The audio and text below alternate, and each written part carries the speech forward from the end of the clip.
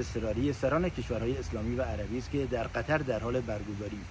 این اجلاس بعد از حمله اسرائیل به دوحه در واقع صورت گرفته و کشورهای اسلامی به دنبال این هستند که اقدامی چه از لحاظ رسانه‌ای و چه از لحاظ سیاسی یا عملی علیه اسرائیل انجام بدن.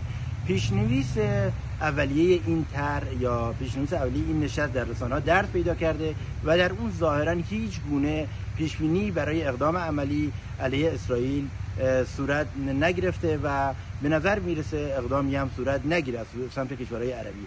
اما نکته بسیار مهم اینه که کشورهای عربی و کشورهای اسلامی اکنون بیشتر از هر زمانی خطر اسرائیل رو برای امنیت خودشون درک کردن.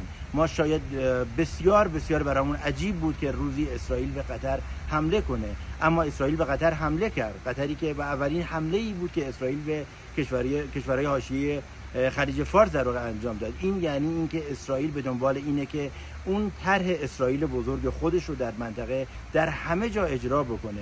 کشورهای اسلامی اکنون به این نتیجه رسیدن که ممکنه فردا نوبت هر کدوم از این کشورها باشه که از سمت اسرائیل مورد حمله قرار بگیره. واقعیت اینه که اسرائیل یک منطقه ضعیف میخواد، منطقه‌ای میخواد که تمام کشورها حتی به صورت یک بار هم شده طعم اون قدرت و اقتدار اسرائیل رو بچشن و در برابر اون ادعای هژمونی خودشون در منطقه سر تسلیم فرود بیارن.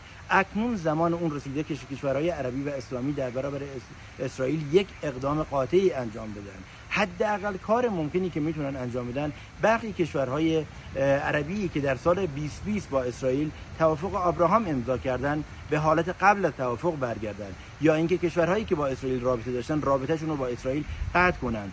کشورهای اسلامی اکنون برای امنیت خودشون باید این اقدام رو انجام بدن. این تصور خامی است که فکر کنیم که اسرائیل فقط به ایران یا عراق کار داره.